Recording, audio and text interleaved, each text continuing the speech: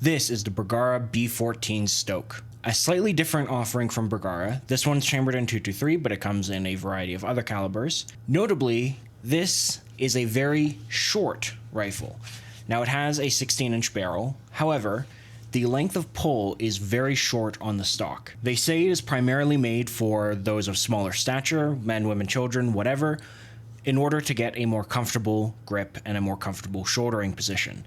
Now, it does come with spacers, so if you are a bigger person, you can still use the spacers to add about an extra inch onto the end, but it's still going to be a short rifle. The stock itself is a splatter pattern that is unique to every single rifle, and it's an rubber overmold kind of texture. So this is actually maybe the grippiest stock that I've felt in a while. There's no way your sweat is going to impact your ability to hold onto this rifle. Now, feature-wise, it's pretty limited. You have a 5/8 by 24 thread. Even though it's 223, you will still have to get a 5/8 by 24 threaded muzzle device. You have AICS magazine compatibility. This is the magazine it comes with. It is just a 6-round magazine from Bergara, but you can of course use 10, 20 round, whatever AICS magazines that you have. You have a standard Bergara action. You also have an adjustable trigger with this little screw down here. But very importantly, for Bergara and for my testing purposes, this, like all other Bergaras, are Remington 700 footprint. So even though this is a length of pull that is more suitable for someone who is younger, I'm going to be testing the rifle in something that is more suitable for me. This is the chassis that I used on the B14R Carbon. You can check out that review on my channel. It's from a few videos ago. This is what I'll be using for this stock. I'm going to install this now, but when I come back, it will be after my testing has been done and with this installed. And this is the rifle in the Cadex chassis after it has been tested. Very quickly, I'll just go over the parts that were used for the testing. It's pretty simple. You have the Cadex base level chassis. You have a 5/8 by 24 muzzle brake, mag pull, bipod, a Vortex Viper HD 5-25 first focal plane, and I used a monopod. But the actual heart of the gun and the accuracy potential of the gun is what we will be reviewing. There will be a review on this chassis eventually. I just don't know when that'll be. So speaking about the barreled action itself, I am thoroughly impressed with this barreled action. This is a cheaper barreled action, and as you just saw, normally it comes in that smaller stock. This one specifically the Stoke, so it's meant for smaller framed people. But, of course, you can use the barreled action because it's a Remington 700 pattern in any stock that you want. And the Stoke, being one of Bergara's cheaper of the B14 lineups, while still utilizing the same barreled action, is a really good value for something like this. This is not necessarily a cheap rifle, of course, but it gets you into a Cadex chassis with a fully functioning rifle that, importantly, performs pretty well. It's not going to perform the same as a custom rifle, and we'll get into the accuracy numbers in a second, but it does perform well enough that I wouldn't have any qualms using this for casual fun in a competition, or just for range use because it looks cool. So in terms of accuracy, we got some pretty varied groups. Now, surprisingly, the Herders was very accurate. I don't know why the Herders keeps being so damn accurate, but it is, so we'll just roll with it. The PPU 75 grain also performed pretty well.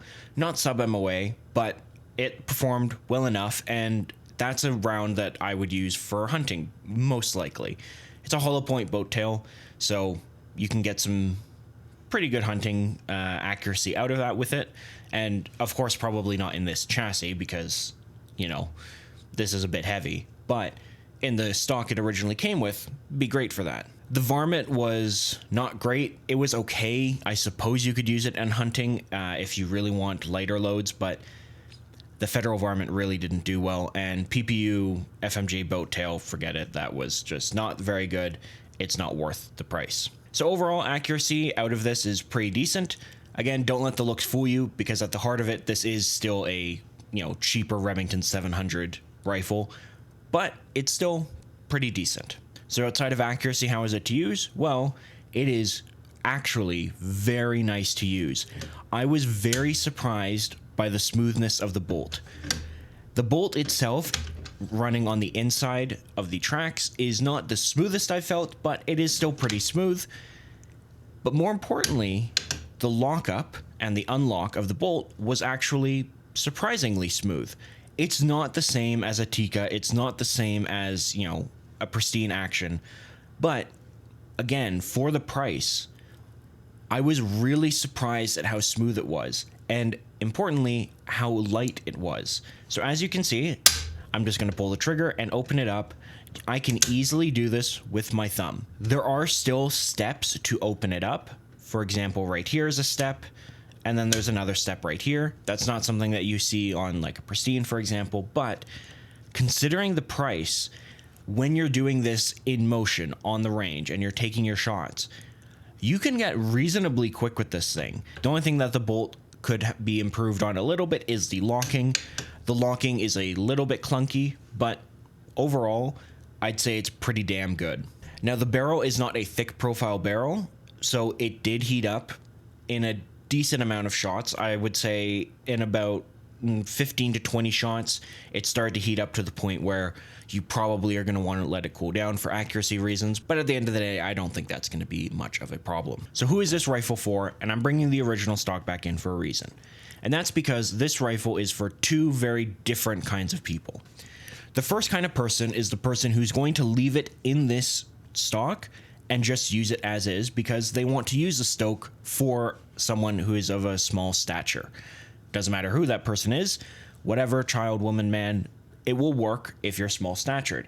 And if you want a little more length, like I mentioned before, it comes with about an inch of extra plates that you can put in the back. And like I mentioned earlier, this has a really comfortable texture. And for the price that you're paying, which is, I believe, sub 1,300-ish Canadian dollars, and you can often find these on, you know, if a store is having a sale, Bergaras are almost never excluded from the sale, so you can very frequently find these on sale at varying gun stores, and they're just pretty damn good, right? This stock leaves very little to be desired. It takes AICS magazines, so you can use whatever magazines that you want with it, and it'll be very much appreciated for those small statured people. Now, let's get into the other use case, which has nothing to do with this and has everything to do with the chassis that it's in.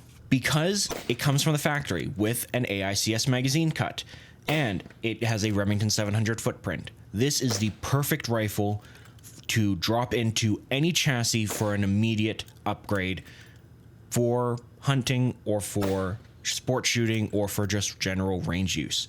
This is what I would consider an entry-level bolt-action rifle system. So, if you want to do PRS or some other kind of competition and you're just getting into it, and you know that a stock like the one that it comes with is probably not going to be good enough, yes, you can do it. There are divisions where it's like a traditional style hunting stock, but if your goal is to do something in a stock like this or an MDT chassis, or, you know, list out the varying kinds of chassis, then this is the perfect rifle to just take out of the original one, put into a new one. You can be up and running in a PRS match for under $2,000 Canadian easily if you just take this approach. And if you like it enough, like if you really like the discipline, if you want to improve, if you want to get some equipment that's better, you can just pull this out of the chassis and put a new one into the chassis you already have, or maybe you just want to sell it as a whole and upgrade to something else. It's a perfect entry-level bolt-action rifle. Now, I will say there are different B14 variants. Of course, there's a crazy amount of them. The Stoke is the one with the 16-inch barrel. You might want one with a 20-inch barrel. I would understand if you want that, but just know that if you go with the 20-inch one, you're probably going to be paying about $50 to $100 more.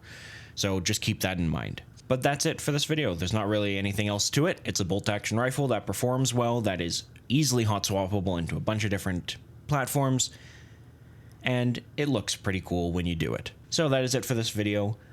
You can check out my Pristine Action review that I did last week, as well as the Mossberg 590 that was a couple weeks ago.